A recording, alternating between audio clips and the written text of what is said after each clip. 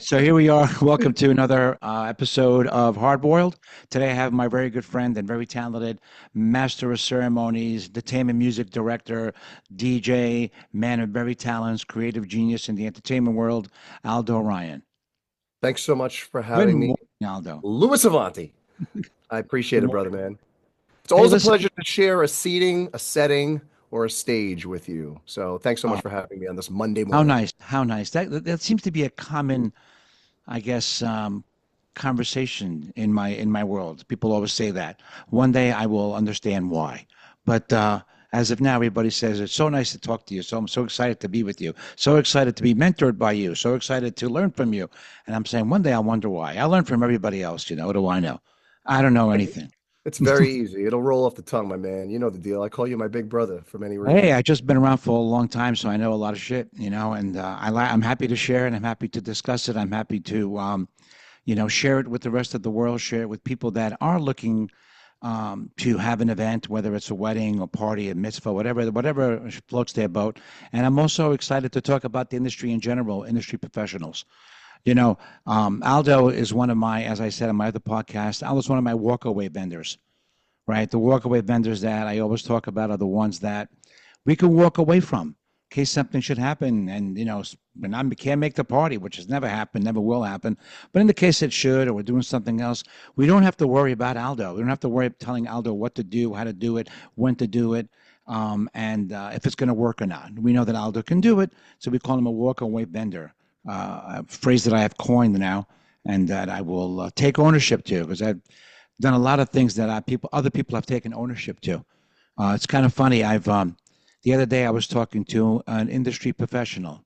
I won't mention the name, and she's telling me we're talking about transitions, from a regular wedding to an after party. And she Uh-huh. said to me, "Oh, do you know what I do?" I said, "What do you do?" She goes, "I create like a Mardi Gras line and I pull people out of the room." I said, "Yeah, well, I've been doing that since like 2004." Since I Um, can remember. but I can remember, right? And I actually think I've coined that. And Yeah. I think I'm the first one to do it, and I still have problems, not with Aldo particularly, but other people making them understand how to do it. They never get it, no matter how many times we talk about it. So it's always a little bit of a stretch with other people that I work with. But she's funny. She goes, "Oh, yes, I've been doing that for a long time." I said, "No, you haven't. You Yeah. learned it from me. I remember the wedding. I remember the time." And you looked at me and goes, "What are you doing? I've never seen this before." And I said, "It's kind of funny that people take ownership." She goes, "Well, I didn't mean to." Well, I said, "Well, you did, but it's okay. I get it." I said, copying, what do they say, is the best form of flattery, right? It is. Yeah, for Right. sure. So Yeah. when you get flattered when people take your ideas, but also slightly pisses you off in a way. I rather would have said, at a wedding you did many years ago, I learned that this is the way you can do a transition, and I've adopted it since then. Thank you. Right. I Right. learned from you, etc. Even if you say I don't remember where I got it from, but it Right. was it I'll was remind you. impactful. Yeah. Right, Let me help you but with that. the right, and yeah, it's true because um, the longer you do this, the longer you do this at the level that we both do it at, the more ideas and concepts you come up with, not only because we're creative just in our everyday life, but also because we understand that you got to stay fresh. Yeah. And by coining new ideas and saying new things and taking chances sometimes that are going to work, we become sort of like the initiators, right? The Yep. The trendsetters. groundbreakers, right? The trendsetters Hmm. eventually become a trendsetter, but the groundbreaking idea then becomes a trend, right? Yep. So it's kind of interesting. So Aldo does a lot of different things in entertainment. I met Aldo many, many years ago. He was an MC, he was DJing, he was doing smaller stuff. Then we grew over the years. That's a whole other podcast, all the story of all the little stories with Aldo and I It's a over the fun years. story. A lot of fun stories. Yeah. And I've always learned from each other, right? Yeah. When I was in back in 2015, 10 years ago, I was called to do an event in Italy, and the band decided to tell me that they do not MC. So the bride and groom, well, American couple, they go, "Well, who's going to announce us in the room?" I said, "I'll do that."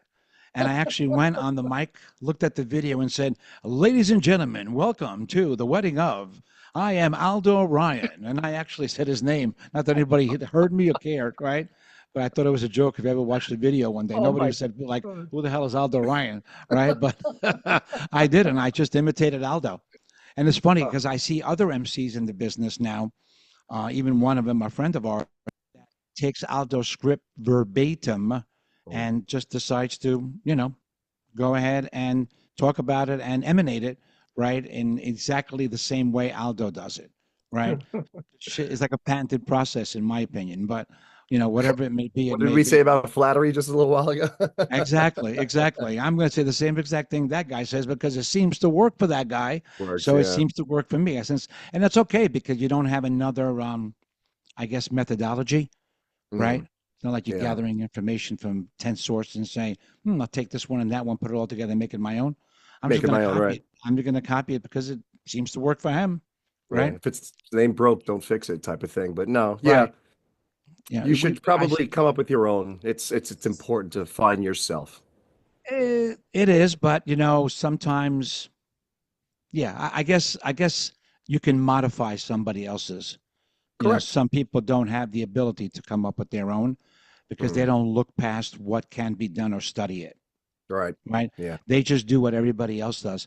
It's when I look at event planners, and this is not young event planners or old event planners, just different event planners that watch the wedding take place, watch the party take place.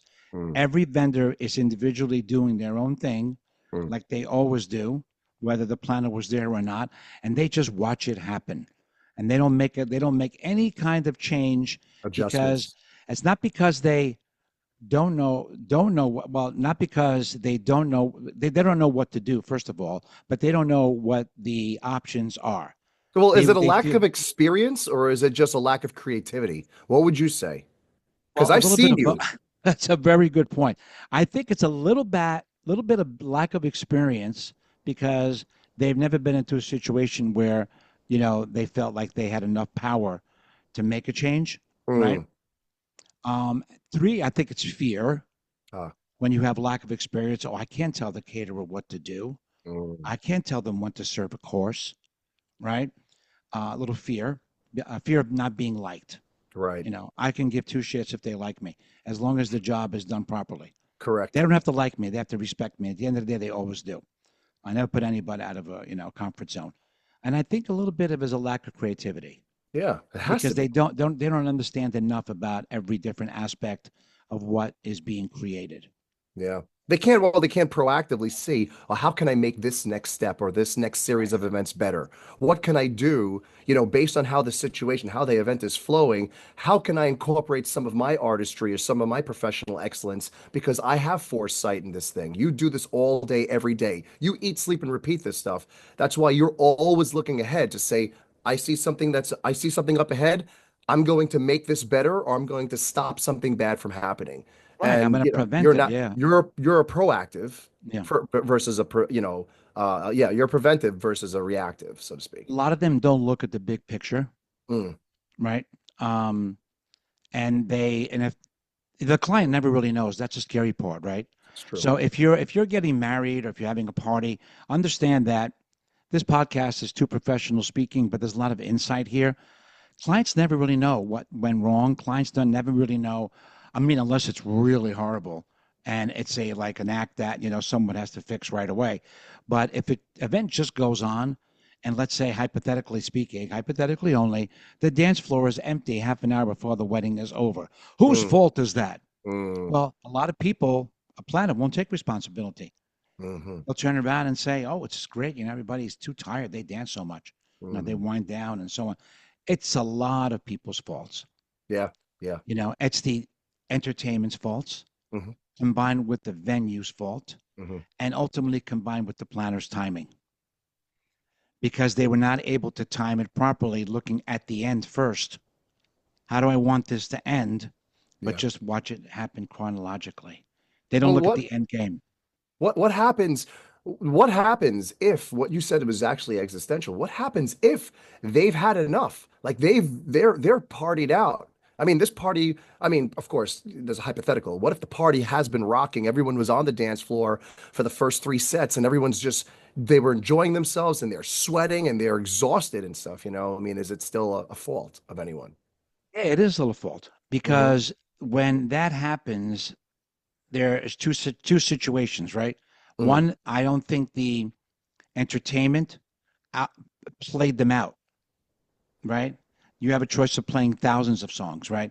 You played them out too early, without having the end in mind, Uh-huh. right? I got you. Without having the end in mind, without having, either family circling or something, a romantic moment or a really powerful moment, or waiting for that, banger to be played last. So Uh-huh. people, it's like a concert, right? The encore is only the song you came to watch. You're watching the concert for 2.5 hours, and your song is not coming on, and you Uh-huh. hope that it's going to be the encore, unless you're like me and Google it and find out what the encore is, because the playlists are available now, right? And you wait for the encore or the second encore for your song to show up, right? Mm. Um, Same thing happens. You don't look at the end game. And then knowing that if you're going to serve dessert or you're going to serve this, don't wait till half an hour, an hour before the party to do that. Wait till the last possible minute, because people will wait for it. Another event takes place, even if it's eating a bonbon off the dance floor, it's still an event, right? And you can prolong the experience. We're not talking about keeping people for 9 hours and, like, you know, sitting in a hotel, in a airport terminal. We're talking about keeping in a room where there's alcohol, dressed up people, live music, with music in the background, entertainment, your family, your friends. Not that much of a stretch to hang Uh, out another half an hour, right? right. So I I think got it's you. a lot of people's fault. And again, always the planner's fault, because they Hmm. didn't have the end game in mind. Because I can't rely on entertainment to do my job, right? They play them out too quickly. You should look at them and say, I said, got to wind it down. You got to, right? We always say, you and I, that weddings are ebbs and flows. It is, yep. Parties are ebbs and flows. They Peaks and can't valleys. dance for 3 hours, Correct. right? And they Yeah. can't, sit for too long. So Right. you got to, like, sort of manage their time, Yep, makes right? sense. So, in other words, your responsibility would be able to look at it on an outside perspective, right? Which is what you guys do, because I observe you guys also, and why Right. our events are always more successful. You're able to look at it on an outside perspective and say, hang tight, this is going too far. We need to slow this down and incorporate some of the other formalities, get rid of all these other, whether it's speeches, the Right. cake, toast presentations, whatever, thank Right. you speeches. Right. Slow it down, because I've seen you do that. You That's give me why I push stuff. that 10 I or that push stuff 5. later. I push Uh-huh. it later, Uh-huh. Uh-huh. because That what makes sense. happens is that you got to give people something to look forward to, Right. right? And if you want to talk particularly about weddings, because this is obviously an event podcast, um, I don't do father-daughter dances. I don't do any specialty dances in the beginning of the night, and I love when caterers say, "Oh, we do it early to get it out of the way." What are you Absolutely. getting out of the way? Terrible. Getting out of the way, No. right? That's something else that I've coined, by the way, that I'm the first one to do it, where I do them in the middle of the night Right. after the main course. And people say, "Oh, I don't want to find a wait that long," but that's the way to do it, because then it's something else that's happening. Yep. Otherwise, there's nothing to look forward to, especially So, in a world where we've cut down. There's no more cake cutting. There's no more garter bouquet. There's yeah. no more of those things that used to extend those little sections a little longer. We got to be Hmm. creative in how to extend the party. Right. You can't serve food the same way you did 20 years ago when you had other things happening at a certain time. And I Agreed. hate to say that to all my lovely caterers, my lovely friendly caterers that own venues that are off-prem caterers, they know nothing about wedding timing. Oh, they All know they about know, feeding, they know your about food guests. timing. Yeah. And I always tell everyone the favorite part of the caterer's day is the main course, right? Because they go home after the main course, Pretty much. right? They know Start the wrapping kitchen it up. closes, the kitchen is done. That's right. The They kitchen wrap it up. wraps up after the main course. That's There's right. no food being cooked anymore. It's just dessert, Hmm. right? So they're excited. But there's nobody walking around the room saying, "Oh man, I can't wait for the main course. Mm, when I hit that salmon, oh, I'm going to hit it hard." No one is saying, "Oh, I can't wait for another steak to come out. Oh, Hit that I salmon. can't wait for the main course." Tap that No, beef. tap that beef. Aldo, you've been doing this for a long time, and because you had so many clients over the years, a lot of common clients we've had over the years. What is your, like, client nightmare story? Tell me about a client nightmare. Client nightmare story. Yeah, like the Obviously, worst there's a client few. you've ever had, I've been doing obviously this with no now. names. So it's actually last year. Look how uncomfortable Aldo got for in 2 seconds. His whole face Yeah. dropped. The good thing is because here's But the thing. this is what you like controversy. So let's talk about controversy. Controversy is Tell me your client nightmare. it's a real thing, and you know what? I'm glad that I didn't read your questions because, hey, man, I mean, you just saw you just saw the sigh and all. I mean, I'll tell you something. It's an uncomfortable situation, but because of the law of probability, I've been doing this 25 years professionally, and you're going to have a few rotten apples. You're going to have a few Yeah, disasters. for You're going to sure. have nightmares. So, what's my nightmare? You have a client that is, a majority of our clients, our specific clients in our company, especially mine, are doctors and lawyers, right? They're very A-type personalities, doctors, lawyers, accountants, CPAs, finance, business owners, people that have to make decisions. They hold a lot of power. They know what they're looking for, or they think they know what they're looking for. But once they're able to delegate responsibility to, and they see that you're the professional and you have a great experience and a track record, they kind of leave you be. Well, we had this one particular client, and these lawyers, especially these new lawyers, and I'm not saying anything bad about lawyers. I love lawyers. In fact, again, they make up a large percentage of my clientele. Nor is he saying anything bad about younger people that are lawyers. Okay. Not at all. Not at all.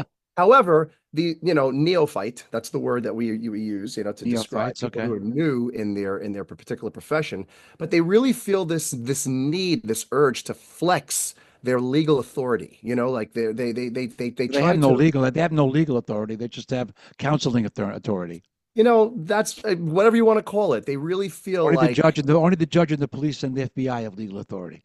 yeah, So yeah, yeah, yeah. I guess, but you know what I'm trying to say. It's yeah, really, yeah. it's like, That just just open their mouth basically. they really feel like they take my contract, my agreement, which by the way was created and contoured, tweaked over the years by my Well, clients it's or kind of funny. lawyers. It's kind of funny you say that because a really powerful lawyer Yeah. will look at any contract, not even read it, and sign it.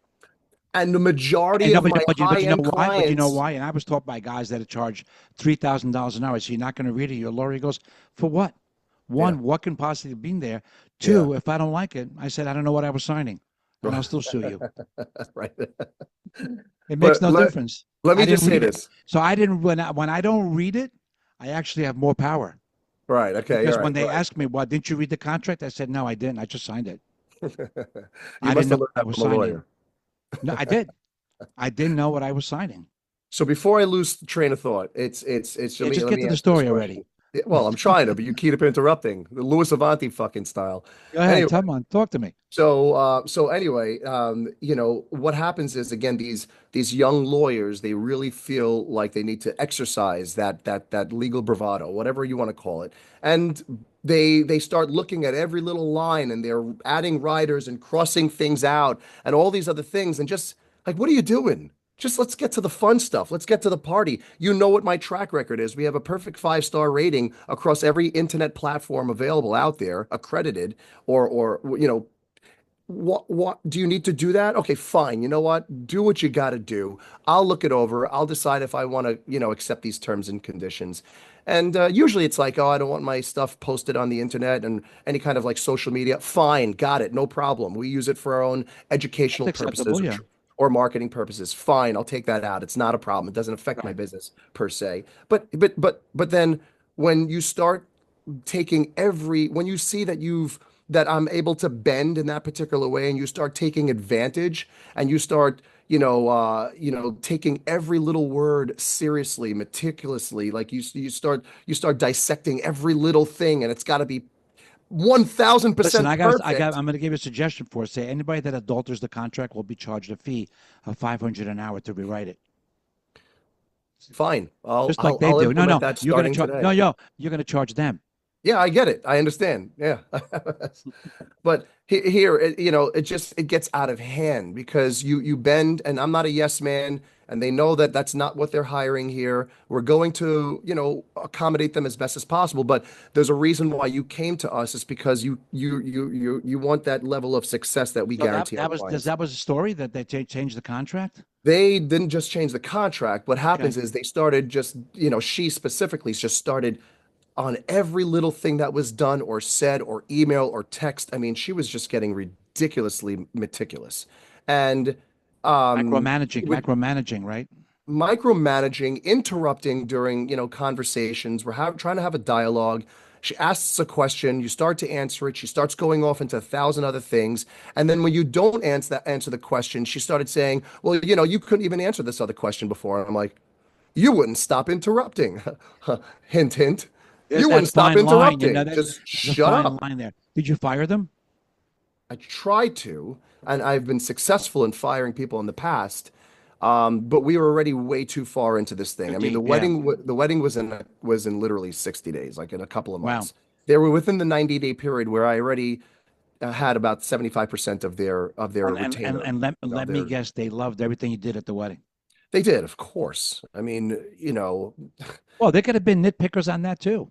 they could have, Yeah, but I pretty much had to let her know that I will not stand for this type of behavior right. on the day of your wedding. You're not here to micromanage me. I did not accept these terms. In fact, I let you know since the discovery phase that I am going to run your event and make executive decisions based on how I know you would act or react, because that's what the planning and the preparations process is for, is to understand how you think. So that's one of my specialties, is to understand how you think, and then I'm able to make executive decisions on Well, the you day know, of. Wait, hang tight, understand. hang tight, hang tight, hang tight, hang tight, hang tight. Only because I don't want you having to work on your freaking wedding. You're supposed to be a guest at your own wedding. There's no reason to check in with me on the timeline to say, hey, when is this going to take place? When is this going to take place? Well, if you wouldn't put every freaking minute or 2 or 3 minutes, all right, like, or this particular person is like, in 6.5 minutes, we're going to do this. What are you talking about? Relax. That's not the way a wedding runs. There's so Yeah. many other moving parts and intricacies that are involved, and so many people that are involved, that you cannot go by the actual minute in a freaking No, it's timeline. impossible. It's impossible. No, you It's know called that human. better than anybody. It's called human nature, right? I always tell them when I send you a timeline, this is plus or minus 20 minutes, and they go, Bingo. "It depend on." I go, "Life." Yeah.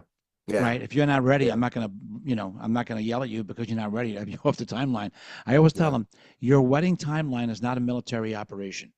Correct. I said it is an event. So it's made to have fun. It's made to have space. It's made to have liberties. It's made to take certain, situations and change them on the fly if we have to, Yeah. Yeah. and that's what they have to understand. I learned now to go over all those details like early, Mm-hmm. like even before I go to contract, Mm-hmm. right? I will allow you to, make, recommendations of things that you've seen. A lot of problem today stems from people, especially in my world, Yeah. never getting off of Instagram and TikTok and Oh. seeing things that, are happening, in, I don't know, Wisconsin, in Bulgaria, in Europe, in Paris, showing me things that they've seen that, oh, they definitely have to have this for their wedding, that are unachievable because they're happening in a castle in Edinburgh, you Mm. know, Mm. as opposed to a venue, in Manhattan. So there are a lot of things that people never stop looking, and that becomes sort of problematic. But I try to deal with the micro managers by just telling them, I go, look, you hired me for a reason. Right. It's that you because my work is good. And a very good designer in New York City. I won't say the name. I was working with a couple and the mother-in-law, the mother that was paying for the wedding. And she Right. looked over to him and she said, I'm not really crazy about that design. So he goes, are you a designer? She goes, no. He goes, so I don't care that you don't like it. You like my work. Everybody likes my work. You hired me because you like my work. Your Yeah. friends are going to like my work. Mm. I'm sorry you don't like it. If you did, that'd be nice. If you don't, I don't care. I'm not changing it. Right. Right. And she was like taken back, like, well, I'm paying you. He goes, you're paying me to do my job. If you don't like it, you're not making me do my job. Bingo. That's And we it. can't and we can't work together. And That's the it. woman like put in her place like she shriveled down and went, oh, okay. It's like telling your heart surgeon, Right. know, what kind of scalpel are you going to use? What are my options on the scalpel? Are you going to cut into me? And how are you going to Right. do this? And Yeah. you sort of look at them with your eyes and say, okay, tell me what you're going to do. And I'm going to trust everything that you do because you've done this before. Yeah. Hopefully, I'm Yeah. one of the lucky ones, right? Same thing at an event. People have to trust the vendor. Everybody out there, if you don't trust your vendor, don't hire them Yeah. because Do you're your research. afraid. because your friends did, because they have great Mm. reviews. If you have any doubt in your mind, they're not the people for you, Right. right? And trust your planner if you have one. I think it's stupid not to have one if you don't have one. Mhm. But if you do have a planner, trust your planner because they have a certain amount of responsibility and clout that's on the line when they work with people, much Right. more than you do. Yeah. Your one wedding, you're going to go away and your honeymoon, everything is going to be over. This person, when everything is said and done, they are the one that takes responsibility for the good and the bad. So you really have to trust them and hire a planner that understands not only what you're looking for, at least in general terms, but also in the terms of the kind of vendors you're looking for and the kind of like things that you want to happen, but you can't macromanage, just like Aldo says, impossible to micromanage everything. So this was just the only situation was that that happened. How about at a wedding or a party or a mitzvah? Did you have like have a party that sucked by no account Yes. of yours? Yes. Right. Yes, I do. Well, I want to just put closure to what you were Yeah. saying. You also have a negotiating power that we just don't. Going into the kitchen, speaking to the GM, Correct. going in. I remember you going into. I was looking for you at one point during a wedding at the Plaza Hotel. Hmm. You know, it was a phenomenal wedding, if you remember. The first one that Yeah. you put me on, Right. where we had 32 people in the wedding party. Hmm. Never forget, or more. And I was looking for you at one point. I came into the kitchen. I know that no one's allowed in the kitchen. You were in there, kind of pointing and telling people what to do, and I was like, "Whoa, what are you doing?" Like, he's like, "I need this stuff out. The risotto needs." And I was like, I know who does that. You know what I'm saying? So I you do have that. negotiating power to go in and tell vendors or the venue or the caterer what to do, how to do, when to do, and to speed things up or to slow things down so that you can manage the event. And that is, again, why you have changed my mind significantly when it came to event planners, because I'm just going to keep it real. I mean, those who I've had issues with in the past, and I usually don't, but if whenever there were such circumstances, um, I did not like event planners in the beginning of my Of you know course, nobody my wants to be professional told. experience. Right. I did not like it because Yeah. I know what I'm doing. I'm a professional at what I'm doing, so on and so forth. But I think I just was really dealing with a bunch of neophytes, people with that had two legs and a clipboard. And realistically, it doesn't make you an event planner just because you can pick up No, a phone and just text people or call people to say, "Where are you?" or it "What's going doesn't. It doesn't. on." It There's doesn't so much because more to event planning. right, but that's what I'm saying. They just look, they watch the event being happen, right? Yeah, And yeah. I've had people that joined my team, and you know, plenty of them. But when we started, you know, like the first couple of events together, I would sit by the band, and they would come next to me, and I say, "What are you guys doing here?" And they go, "What do you mean?" I said, Hmm, hmm. Why are you here with me?" And they Right, go, "What do you want us to do?" I said, "Well, for first, they're serving main course. Why don't you look around and see if people are eating?" right. What do you mean? I don't know. Maybe they don't like the food. Look at the presentation. See Oh. what's coming out of the kitchen. See if anybody needs wine. See if anybody needs water. See if the head tables are being serviced properly. See if the table Mm, is dirty. See, I said, mm. you want me to go on? That's I said there are again, so that's many another things. level. Right, it's another level. Another You have level, man. there's a maitre d for that, but maitre d sometimes is in the kitchen doing something else, What and a, I have the yeah. power to go in there and saying, "Hey, look, table two needs two more plates." Yeah, we're Yes. getting them. I said, but no one's eating till table two gets two more plates. Give me the Yeah. plates. Yeah. Some I'm not maitre going to d's wait are till you just come missing in back. action, Right. or they Oh, have 300 guests. How or can one or maitre they d really? just I always ask venues. I said, what's your staff to guest ratio? Hmm, hmm, And I will hmm. not account for anything less than a ratio that makes sense to me. Makes sense. I You tell got me you. we have one waiter for two tables. That's not going to work. We need more staff. Right, Well, right. that's how we always do it. I say, you don't do it at my standards. Mm, And they hmm. look at me. They go, what? That's going to Yeah. cost more. I said, I totally get it, but you can't do it. It's impossible to service that with one person. I You have know, how another many runners do disaster. you have? How many this do you have? How many of that do you have? I had a party in Boston Mm, last year, and the client is a friend of my friend, which is fine to talk about. So I'm just talking about the venue. A couple of days before the venue, I called him up. I say, by the way, what's your staff? What's your how many bartenders? We have 200 guests. She goes, well, we have one per every 100. I said, you have one bartender for every 100? She goes, that's what we do. I said, that's never going to work. And they mm. go, why? I said, well, first of all, if I just want to get a soda and not a mixed drink, I'm going to have to wait online because there's one guy servicing. And if you Hmm. do the math, and I started calculating, there's a formula, 1 point something minutes per drink, 2 point something minutes for a mixed, right? You Oh, do the math, wow. I'm going to wait online for 42 minutes to get a You sparkling water. gotta be kidding. What do you pass? Oh, we don't pass. That's extra. I said, well, we're going to pass. We're going to add that, and we're going to triple the bartenders. We're going to do six. Well, I was going to ask you, do you know off the top of your head? I know you know the answer, but do Yeah. you know how many bartenders are required per 100 people on average? Industry standard in New York City is 1 per 50. One for 50. Yeah, venues that are not that good, big, or it's more pricier are going to be 1 through 75. But Okay. 1 through 100 is ridiculous, and 1 through 75 is too little. One Oh. through 50 just barely makes it. What would you It say? makes it, and you have to pass also. You pass a white wine. You pass. See, people are not looking to go to the bar and run and get a martini. Mm, They just want something to hold in their hand mm, when they get there. They want to feel part of something. That's why the whole pass champagne, because when people grab that flute, they're holding something till they get a chance to get there. gotcha. Pass water, pass champagne, pass white wine, pass the most. I can't pass a martini. I can't pass a gin and tonic, but I can pass certain drinks, right? Right. That are Mhm. mostly crowd pleasers. They just want to hold something. Right. I So when gotcha. you make them hold something, and then you make that, and you separate the bars. Lines at bars are not about how many bars you have. It's about how many bartenders you have. And Gotcha. some bartenders are faster than others. So I always say, listen, we need speed in the bar. The client is adamant about that, which is mostly a lie. Louis is mostly adamant about that because I don't want people to go ahead and, be concerned about me. Yeah, I can be concerned about, waiting for a drink because I Right. think that's a big pet peeve.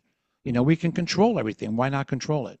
Right. Yeah. Tell me a little bit about, like, You wanted another nightmare, so to well, speak, if you that have was out of another my one, I'll take control. another one. Then I have another question that has to deal with the same subject. But oh, we actually, I said, what happens If it's when the same floor is subject, empty?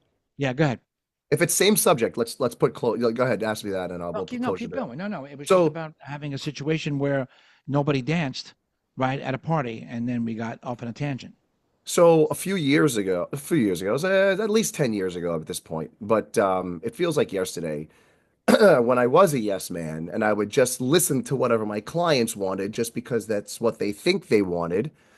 Um, I still was able to put up a certain level of retention on this one. I watched as their wedding, it's both of their second weddings. They were both psychiatrists, by the way. Um, and sometimes they say you need a psycho to deal with psychiatrists, some certain psychiatrists, but they were. I was watching as the list of people that they wanted to speak at their wedding, not that asked to speak, but they wanted to speak at their wedding was growing.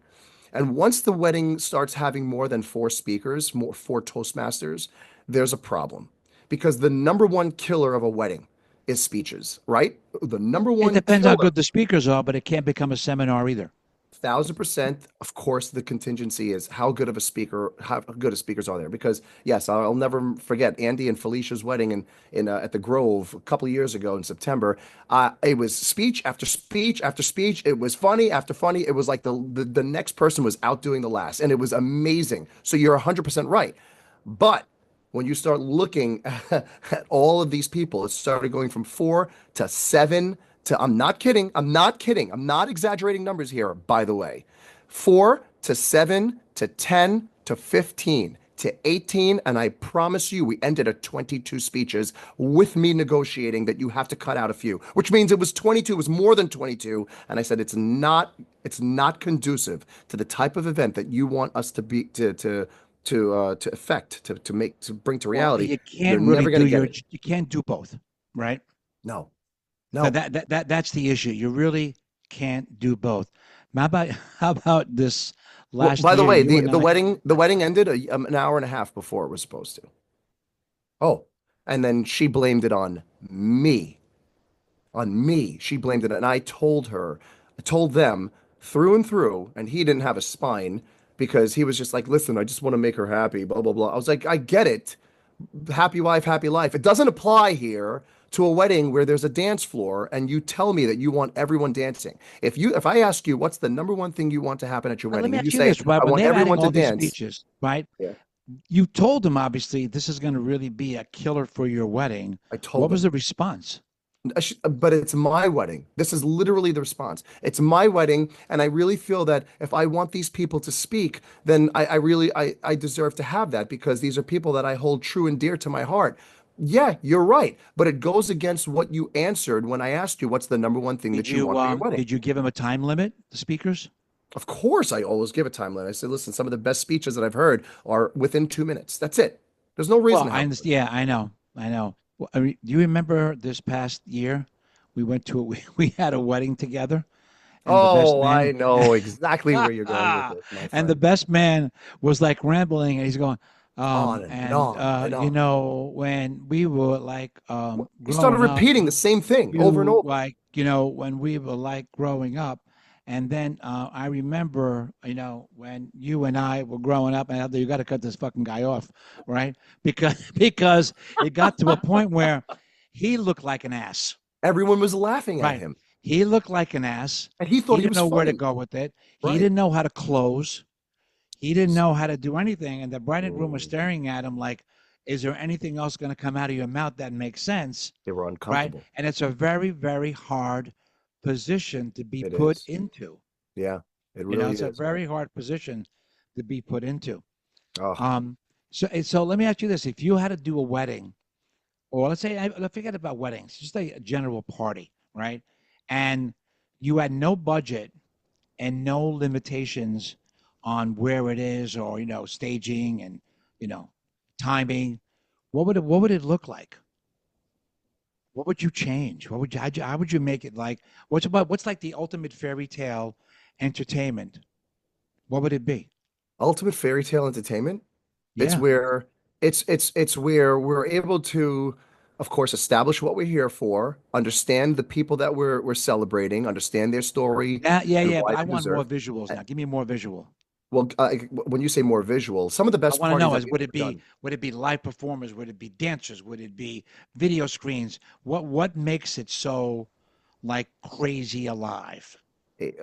Audios and visuals work extremely well together, not just on the technology end, but on the talent end. If you have a DJ and an MC or a DJ performing, you have a certain level of energy and entertainment that that DJ can bring, an unlimited repertoire of music that you're familiar with to rock a dance floor. If you go ahead and you add singers, vocalists, musicians, and they're able to play on top of the music or accentuate the music, breathe life into the music, live saxophonists, percussionists, electric violinists, guitarists, and they're playing and making love to that music and just taking it to another level, then what people are doing is they're not only hearing music, but they're watching music being Well, enhanced. that's why, in my opinion, bands are so much more visual than just Uh-huh. Oh, they obviously are. DJs.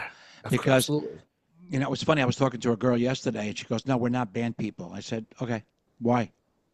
We're just not band people. I said, "You don't like live music?" I said, "When Benson Boone does a performance at the Grammy Awards, you figured it'd been better if we just heard the song and he was sitting there staring at it, staring at the screen, Mm, mm, or did you enjoy like the live performance and the flips on stage?"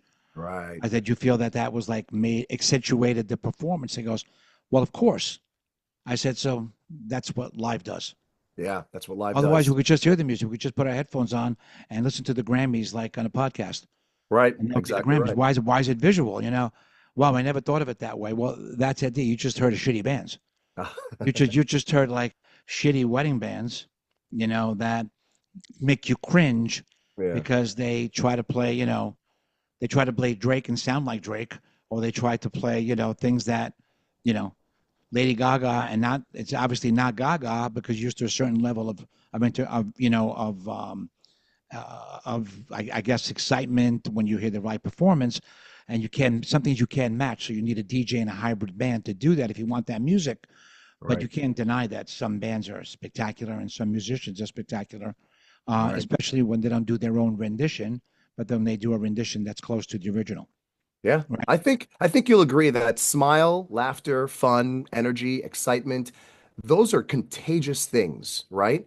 And when you're able to look up and see a band enjoying themselves, right? You talk about this all the time. You Hey, actually I brought it talk to my about this all the attention. time. I've been telling you for years. You When I brought this to look my at bands attention that are totally unpolished bands completely. that are just looking down, looking at the floor, thinking about Not rotating smiling. their tires next week and Pretty much. playing guitar. And you Yeah. look at the society bands that I work with, and they're like this. Right.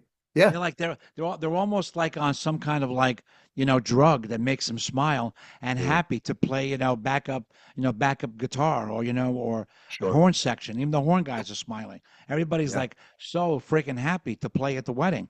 And when you look at them, they Mm, smile. You smile. You sure. smile. Obviously, the endorphins in your body are released. You're Yeah. happy. You have a better time, and you love where you are. So I think you're Yeah. right. And Yeah. you've said that for years, but I always tell you, I said, Aldo, look at the band. Look what they're Yep. doing. Yeah. Look at the visuals behind you, right? Look at what they're doing, Look at how right? they're smiling at each other. Look at the energy they keep recycling back and How about forth. this? How about they laugh at the jokes during the toasts, Absolutely. That's true too. right? When they're in The tune. drummer's listening, and he Yeah. goes, boom. Yeah. He'll hit the Yeah. cymbals, Oh on a man. punchline, right? Oh, And you so say, wow, powerful. these guys are paying attention. They What a really great are. part of inclusion rather than, oh, we're going to clear the stage now because we're going to have toasts. Yeah. The fuck are you going? And then, I yeah. mean, And it's not like everyone is paying attention to the band. They're listening to the Toastmaster, but yet you have a couple of people who are just super cognizant of what's going on, and they're looking over and they realize that the band or the vendors or the people, everyone is in tune with what's going on. They're part of the celebration in every facet. And you right. know what? You have that there may be a sitting millionaire in that audience that is just so keen on that observation and says, this is going to be my band for my daughter's wedding. Right, because they notice it. It's not about the people that don't notice, it's about the people that do notice. That do notice. Right, I I will say 100% that. agree with you. And it's funny. Go well. We're just going to move you call him the toastmaster. The person giving the toast. We'll move him over there next to the bride and groom. We'll Hmm. move him on this side of the room. I said, but that's not where the lighting is. That's not where the concentration of the room is. That's Yeah. not where the center of everything is happening. Hmm. Right? That's where the center of everything is happening. Your eyes should be trained there, even for announcement purposes, for all these purposes. It's Hmm. just a much more sophisticated feel rather than being next to someone and looking over or Wait, them wait, looking. wait. I got to ask you this question. Yeah, I go don't know back. why I haven't asked this to you in the past. Your background is actually videography, right? You had Obviously, yeah, one of yeah, the biggest videography companies yep, back in the day, and you used all of your observations and your keen observation, everything that you've done and everything you've witnessed and everything you've experienced, and you were able to take that and manifest it into event planning today. Let me ask you a question. yeah. Where is the best place to put the bride and groom's maid of honor, best man, wedding party members, parents, whoever's doing speeches? Where is the most ideal place to a placement for them during speeches? In Is it in front of the the middle? band, I'm in the sorry, middle of the room, in the middle of the room, in the middle of the room. because in the middle of the room, depending how the room is set up, but as Why? far back enough, well, they don't have their backs to people back here. Mm, So if usually the band, no one is sitting to the right and left of the band.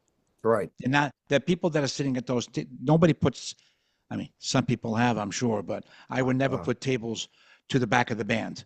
So uh, everybody's in front of the band. At one point, to be able to see the band, you know, the way the stage is set, right? sure. So I would put them as far back where everyone can see them, or Okay. in the middle where Okay. everybody can see them, even if the back 360 is almost slightly turned, or because then you whatever. have people on this side that 180. are looking to someone's backside Uh-huh. giving a Uh-huh. speech. But at Right. least they're looking at the bride and groom's, um, expressions. Right. They That's could still be, important. and they still could be participant. The farther Yeah. back you put them, the more visual you give in the back and forth. The closer you put them that way, the closer they are to the expression of the bride and groom. The worst place to put them is next to the bride and groom. Is that true? Absolutely the worst, because you forget the Wow. visual because the bride and groom now have to do this. Yeah, that's true. That's what I was getting And that is to. so dopey It's rather than weird. do this Yeah. because they Uh-huh. can't look at each other. Ah. If Yeah. you're there speaking Yeah. and I have my wife here, I can Hmm. always give her a hug and I can say, Yeah. Yeah. Yeah. That is I can't do okay. it over here. I What am I like going to that. I got to stop looking at her or he and turn Mm, around and say, isn't that real? Or when I laugh, you don't see me laugh because I'm looking right. this way because I'm respectful to the speaker, Right. right? then everybody's pointed in this direction. So the people that person stands behind of, which is the rest of the room, Hmm. to the right or the left of them, can't see the bride and groom or them. Right. I got you. They I see got nothing. you. That makes sense. So, you know what? Going forward, I mean, usually I leave it to the photographers, the videographers. Not them. Sometimes they say, They do everything in their power to do it their way, uh-huh. and they're really just doing it for their purpose. Their Okay. attention is never about the big picture. Mm-hmm. They'll stand right in front of the bride. Yeah, videographers that put a tripod right in front of the bride and groom. And I have to go do them sometimes. And I say, could you move back? Could Mm. you go between tables? Can you become invisible? Okay. Well, that's just my best shot. That's great. It's not everybody else's best shot. That's great. So move back. That's great. Wonderful. Now put your ass back there. And I put them on the head and the shoulder. I told them back. Uh-huh. And of course, better people don't do that. But sometimes they just send the guy to shoot. And he Uh-huh. doesn't know. He's going to get like 6 feet away from the bride and groom, the speech to Toastmaster, as you say. And he's right there. And the whole visual now in the room has this guy like this, Uh-huh. staring at them. I got you. This is a wedding. It's not the news. This is Okay. not a news. This is not a news conference, Got you. right? This is Got you. something that's meant. Get your ass back there. I Be appreciate that just where you advice. should be. Yeah. I appreciate that advice. So in the future, do you think I should also I should Be sit aware. behind the Just be bride and aware. groom? Stand where you are, and Right. go stand on the other side of the room and see what you see. Yeah, I thought of that, but Yeah. again, sometimes I just want to, give that to the photographer, videographer. If they I know. say, you They know what, can I move prefer anywhere them they be want. there. Uh-huh. They can move anywhere they want. They can What if zoom there's one in. shooter? What if there's one shooter, Same thing. One shooter now. It but now doesn't they make a can't difference. capture the brides and grooms' reactions A versus, good cameraman, okay. Hmm. will shoot the speaker and then not and keep rolling and do a quick cutaway to the bride and groom's reactions Hmm. and then cut back, and in the edit they just run the audio, and that cutaway can be used more than once. Uh-huh. And when Okay. they have B-roll, which is other stuff around the room, they Right. can quickly shoot tables of looking from another speech that they Uh-huh. can be used in that speech. I see People what you're don't know saying. what the hell they were looking at, Okay. Gotcha. unless they knew they weren't there and they were in the bathroom and then all of a sudden they're in the speech. Makes But when sense. they're I see all what you're looking saying. in one direction, a good cameraman will take those cutaway shots, which is also called B-roll, B-rolls. and put them in there as Right. you make your quick pan, Awesome. right?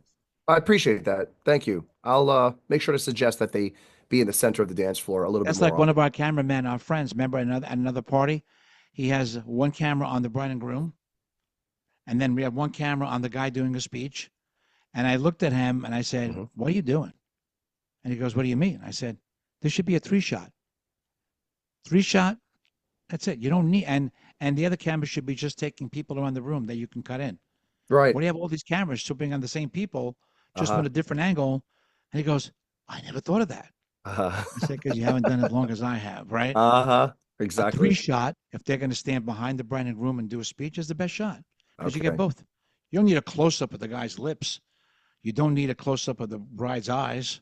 You just need a Right. three shot, medium three shot, and the other camera is just cutaways that you can fade in right in the edit of somebody crying, or if they talk about someone, you're lucky enough to Sure. get them on camera, if Right. they're mentioning a parent or someone. Yeah. But that's a whole other world. We'll get that in the videography speech. If we had Okay. a videographer, it was going to be the lucky guy that comes on the podcast Oh, I can't wait for that that. does videography with me. How we're going to be, I'm sure there'll be great people talking to them about their techniques or what they're looking for, but who the hell Uh-huh. knows? Why do you handle a bride? Yeah. Bride, how do you handle an individual that chooses all the wrong music? Or better yet, that eliminates all the right music. Okay. We I think I know why you're asking that question because Yeah. we've had couples like that that Right. eliminated all the best music. There's a couple different things that you can do. Number one, you can still hit up a majority of her requests, but this is like the proactive way to do it. The right way to do it is say, hey, listen, based on our experience and what we know how to work on the dance floor that really packs dance floors and maintains dance floors is when you go with music that everyone is familiar with, because familiar breeds comfortability. Comfortability releases reservation. Released reservation means people pack a dance floor. They let go. Great music, familiar. They want to be able to sing to the tunes and stuff like that.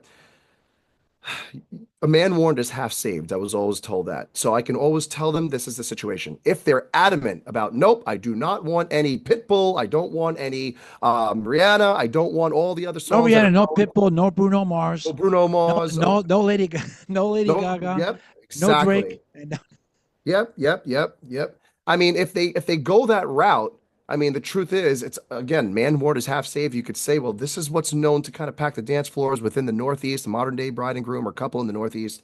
This is what they're listening to, and we asked them, do we have the creative license to go ahead and veer off of your set list, your playlist, and choose music that we know may go just may pack your dance floor or repack your dance floor the way your wedding is intended to be, which is, having a fun atmosphere with people dancing. And typically they're like, yes, we trust you. You're the professionals. You do this all the time. And I'm like, great. As long as you understand that we get married every day. You get married once, we get married every day. right. We want to know that you're giving us a license to go ahead and say, this is not working. Let us go ahead and make an executive decision and change the tone or the tune of the party. Yeah, so I bring this up that, and Aldo and I had a bride a couple of years ago. It was funny. It took at 70 do not plays on her That was a request lot. list, Yeah. and every song was a banger. Banger. So every song. There's not one that wasn't like average, right? Oh, And then I had told her too, and Doug told her, obviously our friend and Aldo said we can't do that. And I said yeah. your wedding will not be successful, bottom line. So I'm Hmm. sorry, I'm not going to listen to you. Right. And while she was dancing in the middle of the room, she looked over at me and she goes, I hate this song. I said, I know. And I just kept on walking and I went like this, but look at the dance floor. Uh-huh. I did one of those. Well, she actually made a point, look at me. She goes, I hate this. And I went, I know. It was kind of fun. I said, yeah, I remember. Oh Right. God. And that's okay. Right. So, because when you called me the next day and told me the band was the best thing you ever did, it was amazing. I can't believe people still talking about it. It's Mm. a level of trust. We never want to mess up your wedding. We never want to do No, the wrong thing. There's never any personal gain in here. Our personal no. gain only comes from you being happy, not from us being happy, because we can only be happy if you're happy. Yeah, We're that's like true. we're only happy when you're happy. We can never be happy after we do an event if you're not happy Hmm. because it's just I, not possible. I actually, if you don't mind me saying, No, I you disagree actually on that one? Let me hear disagree this on one. one thing. Yeah, when you Go say ahead. there's no personal gain, personal or professional gain, there is one that is If they're not existential. happy, Well, no. If we play your music list, your playlist, and it's horrible, it's filled with this is like songs that just don't make sense or just indie songs or whatever the case is. And I said indie, not Indian, so just make sure that we understand. indie, yes, But if independent. independent, Yeah. yes, artists, okay. Um, we do have an obligation to make sure that the bride and groom or the couple is happy. However, selfishly, we also have an obligation to make sure that we shine, that we look good, because we don't want the audience to be like, these guys suck. Look at the music that they played. Do you think they're honestly going to think that that was the bride's music? No. They're like, the guys suck. They don't think about that, the fact that That's the correct. couple And I and I is the and I've music. seen that before. That is 100% correct. I've seen Thank you. playlists, we've had situations where you'd say, look at this room, right? What's happening? Oh, bright playlist, right? Bright playlist out of the window. First of all, I hate to say this to you, unless it's like a particular song that, you're not going to remember what was played at the wedding because there's just so much going on. You're Right. only going to remember the big picture of everything that you see is great and people coming up to you and saying, this is the best wedding I've been to, Yeah. right? Yeah. Um, and you have to let the professionals do their job. Let's talk about But that. yeah, let's talk about that. Let's talk about that. Let's talk about that. We had a conversation. You had to call me and deliver some news that a mother of the bride um, was not happy with the music list that was given to us by her daughter and son-in-law, who was, by the way, non-existent in the whole process. I met him Right. on the day of, and yet when I have video from my Meta shade, my glasses, and from the camera, packed dance floor the whole night. We thought that this dance She floor would she she never get off the blamed ground. she blamed you because you didn't play Italian American music from the 1950s for the 11 older people that could barely walk anyway to get up and dance to that music, even though Right. your dance floor was full. However, you did play it, Yeah, during because Serato during shows us the certain track list. during certain, there were certain breaks Correct. and It ebbs in did. the wedding. Hmm. Because again, remember, you can't play that music and just wait for the dance floor to fill up, because if it doesn't, it's problematic for everyone at the wedding. Correct. And then the DJ looks terrible. That's exactly right. The client looks terrible for hiring the bad DJ. Right. And it's like, what the fuck is this guy playing? What is this? Yeah. What So is the this? people that make the wedding, and I'm going to call them the younger people, but they're not really young. Older people dance a lot too, right? Right.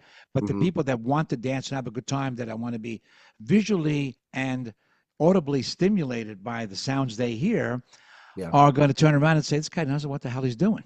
Yeah. Why is he playing, Lou Monte, which probably 90% of people in this podcast are not going to know who that is, right? Right. But you can Google it, right? And you never Google it again after that.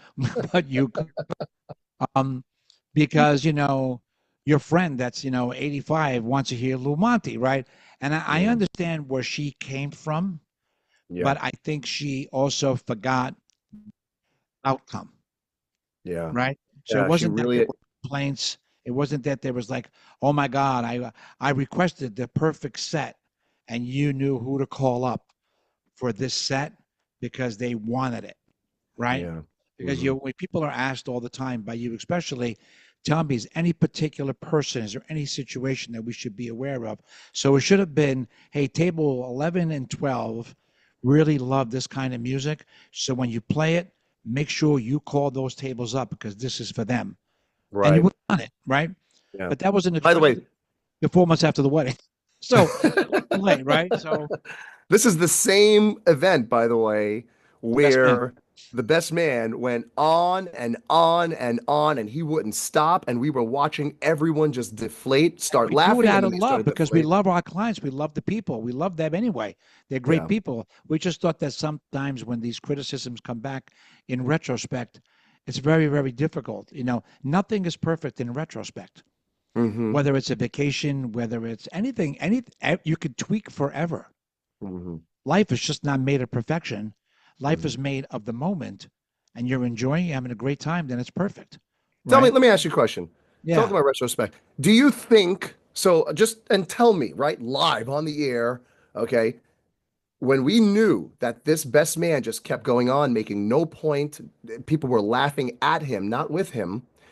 When we decided to go ahead after the fourth time he repeated the same thing, and we started to play the Grammys music to bring him off because Academy Award music. Da, da, da, da.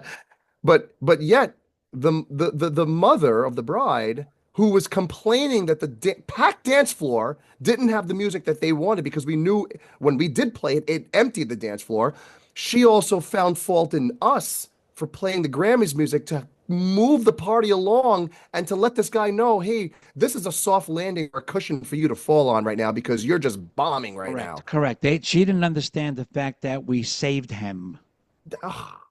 right? And that's okay. Listen, not everybody has to understand that you saved him, because I don't think everybody has that sophisticated of a thought process, right? Mm, To sit there and go, because she's not saying there, oh my God, I love this kid, but he sucks right now. How can yeah. we get him off? And then we make it happen. It's like, thank God, They started right? cheering for us when In we other played words, it. she's looking at it and saying, I can't believe they cut him off. You know, almost like an emphasis, like he had so much more to say that we missed, Oh, right? oh, So, help me with this. so it is what it is. Nothing is perfect, but we try to make it as perfect as it is for the moment, Tell as me your possible. nightmare. Tell I gotta hear. Oh no, you do Tell that on my podcast to you. You tell me my nightmare. Now you don't get that ability right I don't now. get that But juice.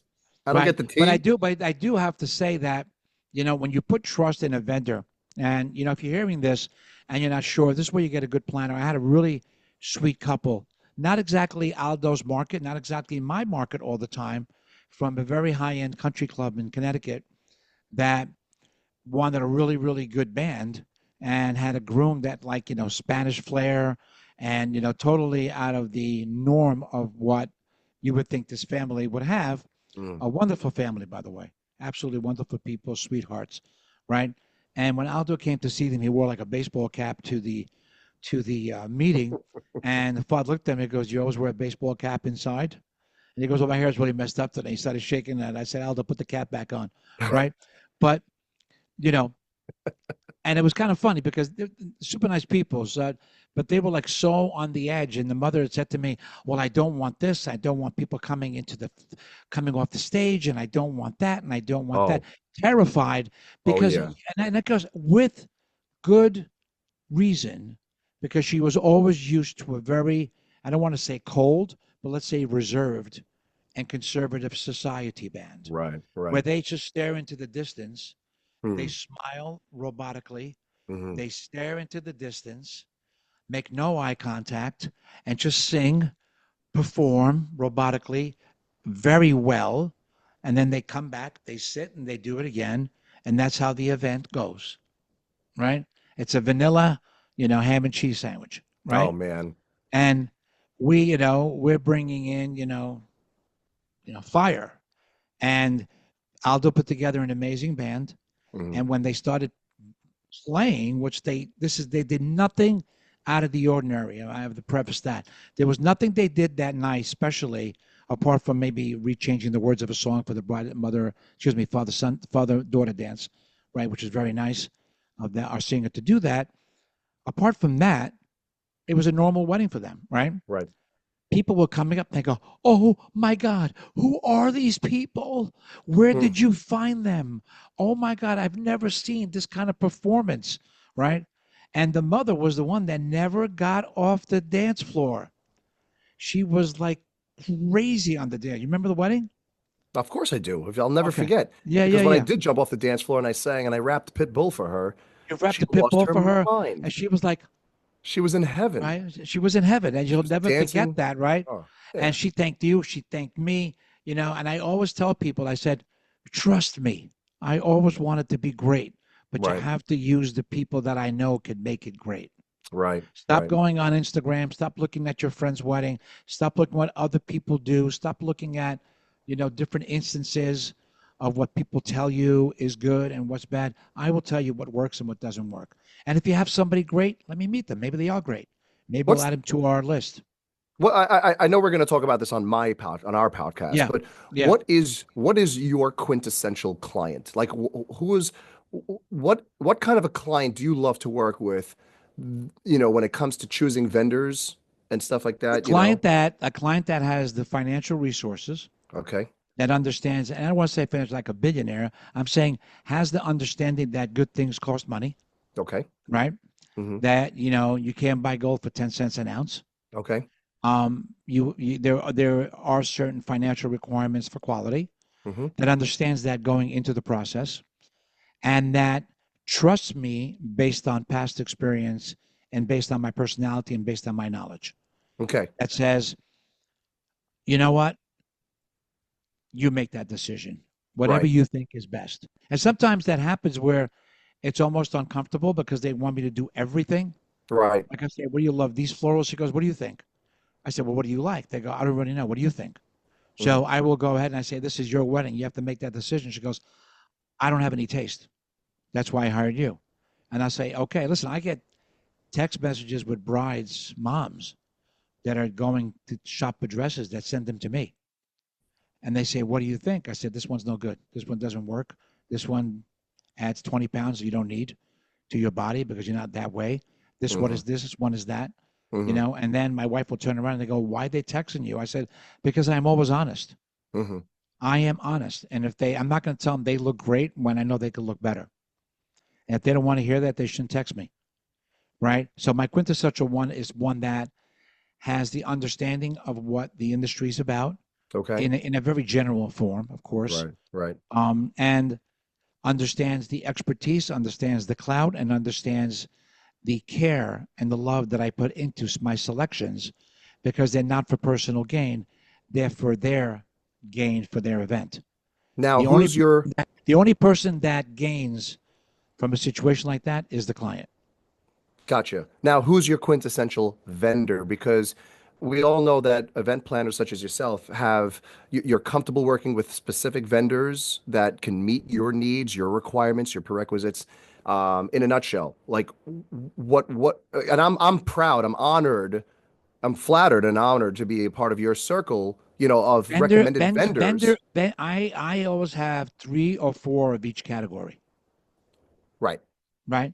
But what's your So why? What allows them, out of all the hundreds of different vendors that are out there, you narrow it? we can elaborate that on your podcast, but Okay, so just in a nutshell. nutshell, okay, in a nutshell, people that understand quality, Yeah. people that understand how much um, time is needed to properly prepare for an event, Okay. and people that understand that they should they're not making me happy, they should be making the client happy. So, Okay. right, people that have the passion for what they do, not a photographer that walks in and goes, "She's not ready yet." Mm. Uh-huh. Shit, Uh-huh. you're Uh-huh. doing this too long, bro. Get out of here. Get out of here. Right, Yeah, seriously. right. Rather Yeah. than say, "Oh, she's not ready yet." Yeah, no worries. We'll take care of it. We'll make it Right. happen. We're Uh, good. right. Let's not stress her. Got it. It's all right. We got plenty of time. I also build into my timelines extra time, extra things that are effectively able to help the vendor do a better job, Okay. Very good. right? I don't Hmm. make decisions. I'll tell the photographer, I allotted 3 hours for you to do this. Is that enough time for you? Or do you want more? Right. Oh, wow. Thank you for asking. Yeah, you know what? If we do this, I think we're good. Okay, Okay. great. I'll allow a setup for like an entertainment company. Hmm. How much time do you need for setup? I don't say you're setting up at 5 and you're starting at 6:30. How Right. much time do you need for setup? Right. Because I never want somebody to come back to me and say, "Well, you didn't give me enough time. You told me what time to be here." Mm. Like makeup is a key of this one. I was talking to a planner yesterday in Italy for a wedding that I'm doing in Italy. Well, I'm not doing it, but I'm helping my friend out. And she's a planner in Italy, and she didn't realize we had to do something in the beginning of the day. And she goes, "Well, I guess I have the makeup come an hour earlier." I said, "It's not enough time." Right. She goes, "No, I think it." I said, "I think not." Right. I Right. said, "Because we just had 2.5 hours to the day. How do you only add 1 hour to makeup? What happened to the other time?" And she stopped for a second. I said, "Whatever it is, it is. Don't worry about it. We'll pay for it. But you have to start relatively earlier." "Well, her makeup is going to fade." I said, "Oh, we didn't tell you that I want a makeup artist to stay the whole day with her? Mm. It's going to be 90 degrees in sunlight. Her makeup is going to fade after the first look." I said, "I want a whole team to be with her from the minute she gets up to the minute she walks into the ballroom. Right. Then they could leave." "Oh, that's going to be expensive." I said, "We're not talking about money. Stop categorizing things on dollars. Categorize Right. it for the service first. Then after you tell us what it costs, we can mitigate the needs." Right. Gotcha. Too many people, vendors especially, and it's a good question for you to ask me on your podcast, is they spend too much time thinking what they would do, right? If I tell them a photographer is $15,000, right, to another planner or to an event manager, they go, $15,000? Are they crazy? I said, "Who's Right. crazy?" Mm. "That photographer to charge that money." I said, "You don't think they're worth it?" "Well, I don't know. I've never seen their work." I said, "Well, do you think it's worth it?" I'll put him right on the spot. "Oh, just because you don't have that caliber of photographer that works here, Right. you think it's expensive based on your $4,000 guys, Mm. right?" And you and I can have that whole convo on your podcast because I love talking about that shit, right? Right. And Eat it up. how to set that stuff apart. Uh-huh. But yeah, so if that answers your question, that's how It I vet does. It does. It seems to how I be vet my vendors. Yeah. you seem to have that. Of course, there's a level of there's consistency, right? You have, because you're in the middle. You know what you're looking for on one side, and you're making sure that you can match it properly on this side. But the consistency is you're looking for clients who understand, seek, and appreciate quality, but now you have vendors who are able to deliver quality, and you've seen them in action. You're comfortable working with them. You've got great communication standards, and it's a win-win situation. Right. I also understand personalities, and we have friendships, right? Yep. We have friendships. We have that I can turn around and say, "Hey, bro, hurry the fuck up. Come on, let's get this done, right? Rather than say, excuse me, are we going to be done soon? Uh-huh. Right? Right. There's no better way to put it. I need you to do it now. And they say, yeah, yeah, Yeah. I got you, bro. I got you. I'll take care of it. I'll speed it Sure. up. I'll speed it up, right? There's a level of communication and friendship and love and passion that we all share. So we Yeah. can talk to our people like that. Yesterday I had a photographer and a videographer go out and shoot a photo shoot for one of our clients, one of your clients too, Aldo, for a mitzvah we're doing in May. And they did a photo shoot for her, right? Hmm. And they, I didn't go. They Hmm. go, you coming? I said, no, I got you guys. Why am I going there? Right. I'm just gonna get in your way, right? And the client texted me. She goes, we had the best day ever. I Ever. said, I know, because I know the personality of the videographer. I know the personality of the photographer, and I know they bicker and meld well together, Mm. and they're comical. But I trust them emphatically that I don't have to be there. And guess who gets the kudos for their great performance? I do, Makes right? sense. I do. They do, of course, from me and from the client, but who gets the kudos? They're my people, right? Got it. They're not, and none of their friends have ever used them that they got it from their friends, right? And she, always will text me a picture of, have you seen this? Have you seen that? And my answer is always, I said, that's nice. I have better. And she starts laughing and she goes, a lull she puts down, look at this picture. What do you think of that? I said, it's cute, but mine's better, Uh-huh. right? And she always laughs at that because not that I don't want to use her vendors or so on, but run of the mill stuff I've seen everywhere. Everyone does the circuit. Always looking for something better I because got people you. don't think they don't think they think out of the box. They don't think out of the box. They think they only do what they know how to do, Right. right? They never think out of the box. Hey, I'm going to build a really cool makeup station. Let me show you pictures. I said, they all look the same with the different name on them. Right. And they go, well, they're all the same. I said, all right. So you want me to get the same makeup station? I said, what if we did this? What if we added dimension? We did a storefront. We did this. We did a back room. We put together, a make believe of this. He goes, oh, that's a great idea, but it costs more. I didn't ask you how much it cost. Right. Right. I asked you, can we make it different? Got it. Right? A lot of vendors, and that do not think out of the box No, they don't. It's they're because they they're very forget much trapped. it's not a product, it's a service. Sure. If you're buying a product, I can't change the car. Nope. If I'm going to buy a Range Rover, that's the Range Rover. And That's it. actually, I can actually modify that, right? Well, I you could could. change some, You, I I can was gonna make say some modifications. you can make I some can mods. build your own. Maybe we Hmm. should do that. Maybe we should have, was coined that phrase for the event industry. Call it build your own. Build your own. They understand it. Yeah, You they don't have do. to express it. Build General your own. concept. General concept, build your own. Well, I had an amazing day conversation. I mean, I know I was anyway. Aldo and I hang out socially and we say, this is our podcast. We just did a podcast and we didn't tape it, right?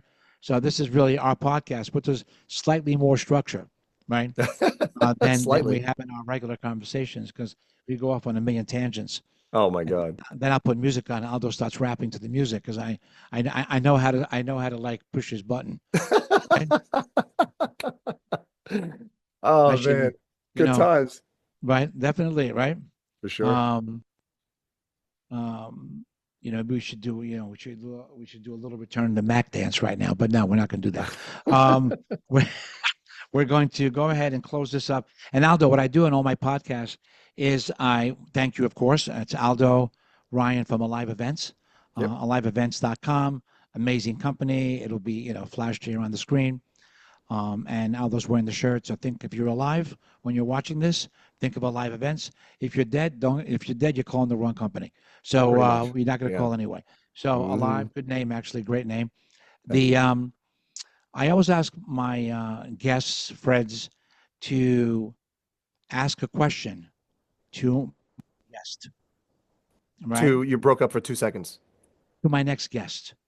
In Oh, other words, I have another guest coming on the show oh this week, yeah. right? Mm, And mm. if you had to ask a question to the next guest, what will it be? Okay. So, So in um, other words, that question, not knowing who the next be, it's just a general question that they're going to have to pretty much take the torch and run with it, so to speak. Yeah. correct. Yeah. Oh, I like that. That's actually pretty The cool. next guest, I can tell you the category to make it easier for you. Uh, Okay. She is a caterer. oh, okay. Oh, oh. So, but it doesn't have to be catering specific, in other words. It No, still could but be, I'm saying personality wise, what be the question? And I will tell them it came from you. oh, okay, okay. What would be the question? Um, what is a common misconception in their business? Something that everyone seems to talk about or know. Maybe it's a fallacy, maybe it's a myth. Something that she can clarify when it comes to food, catering, uh, or It's a good business, idea. just What's her a line common of business. misconception? Yeah, what's Common a common misconception. misconception? Everybody thinks they know about it. They talk about it as if it's real, but it's not true. Or it is true. It is true, Okay. right? Yeah. Good Something that we question. should Well, know. Aldo, have an awesome day, my brother.